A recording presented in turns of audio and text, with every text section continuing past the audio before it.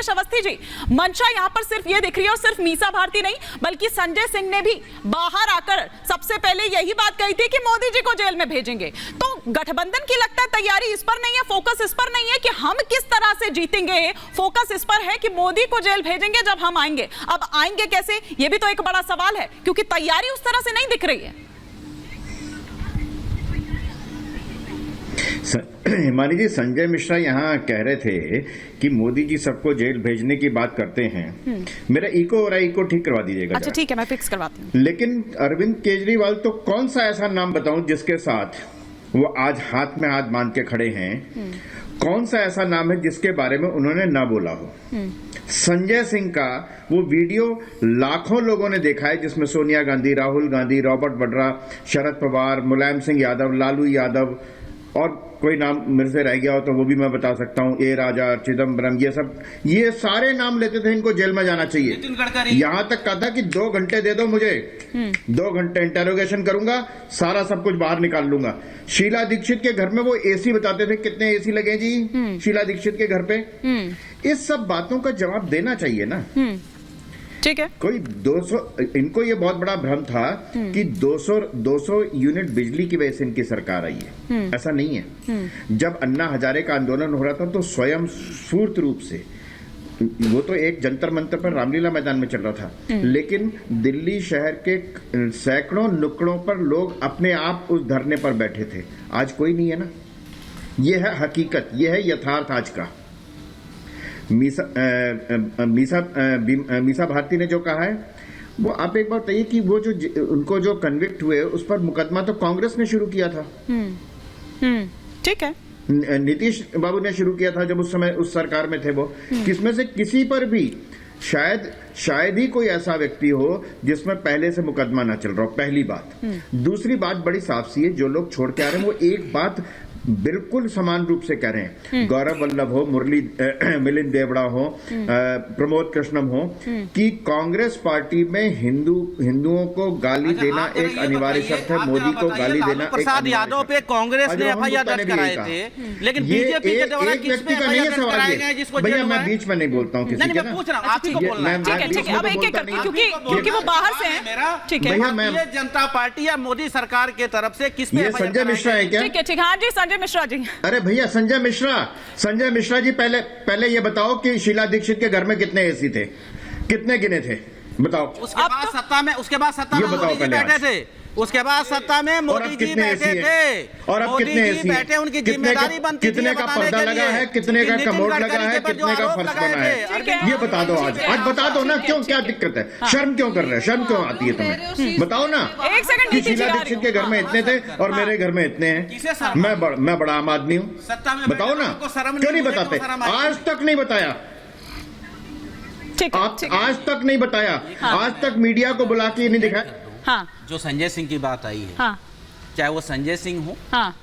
आज मुझे महात्मा गांधी जी का वो स्लोगन याद आता है। महात्मा गांधी जी ने कहा था कि जब आप एक अच्छे मकसद को लेकर के आप आगे चलते हैं तो पहले लोग आपको रोकेंगे, जब आप नहीं रुकेंगे तो फिर आपका लोग मजाक बनाएंगे, और यदि उसके बाद भी आप नहीं रुकेंगे तो वो आपसे लड़ेंगे। और जब आप लड़ेंगे अंत में आपकी जीत होगी। ये जानती है मनी जी। आज अरविंद केजरीवाल इसके स्पष्ट उदाहरण है। अरविंद केजरीवाल के साथ याद करिएगा 2013 में कैसे मजाक बनाया गया था, उन्हें रोकने के प्रयास कैसे किया गया था, फिर मजाक बनाया गया, और आज नरेंद्र मोदी पूरी ताकत लगा दी है अरविंद केजरीवाल को हराने के लिए। अरविंद केजरीवाल, प्रेम जी और विशाल जी का एक भी ओपनिंग कमेंट नहीं आया। अवनीश जी अपनी बात कंप्लीट कर लीजिए, फिर मैं प्रेम जी और विशाल जी का रुख करूंगी। मैं कह रहा हूं कि वो महात्मा गांधी याद आ रहे हैं। महात्मा गांधी के शराब के बारे में क्या विचार थे, बताओ ना आप। अन्ना हजारे के शराब के बारे में क्या विचार थे? 1 पर 1 फ्री दो, वैट 1% कर दो, पेट्रोल पे मत वैट घटाओ।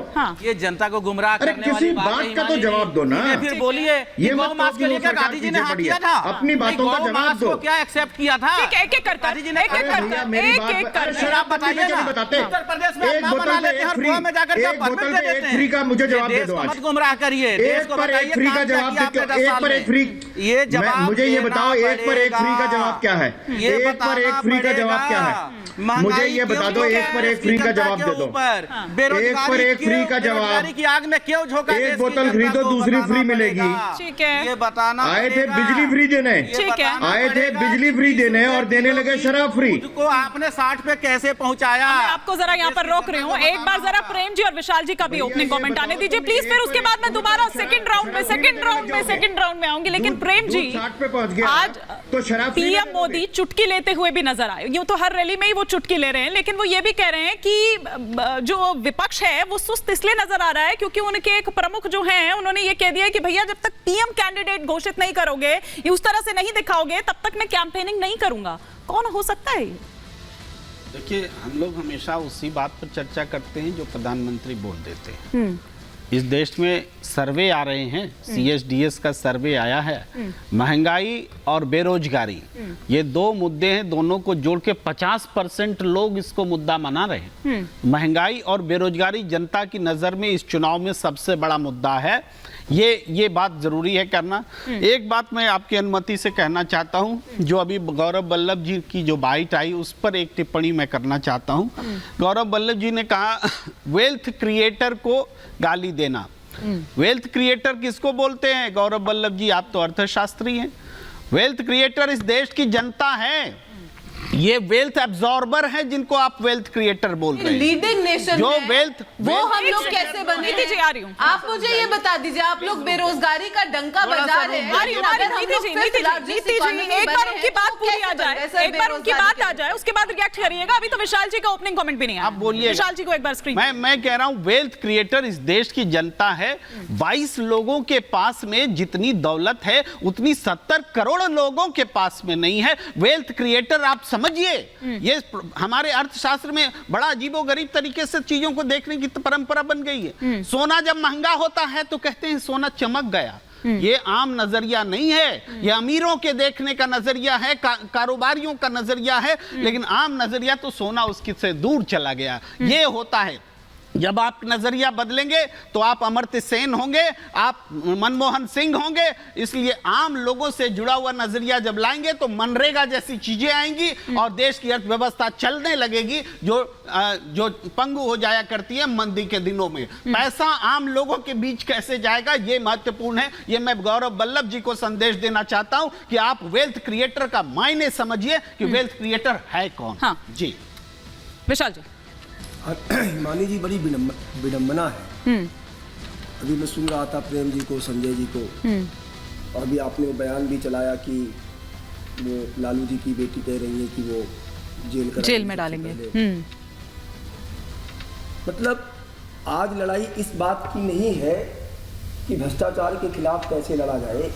आज लड़ाई इस बात की है कि जब आदरणीय प्रधानमंत्री जी कहते हैं कि भ्रष्टाचारी को छोड़ा नहीं जाएगा, एक भी भ्रष्टाचारी को, तो आज सभी मिलकर उस भ्रष्टाचार को बचाने में लगे। मतलब मुद्दा नहीं है। गजब है। हाँ। अब देखिए जरा, मैं एक एक तथ्य के साथ बात करूंगा। हाँ। जो कह रहे हैं ये बात, उनसे जरा पूछिए कि लालू जी के ऊपर जब मुकदमा चला तो क्या भारतीय जनता पार्टी की सरकार थी? जब करुणानिधि, जयललिता,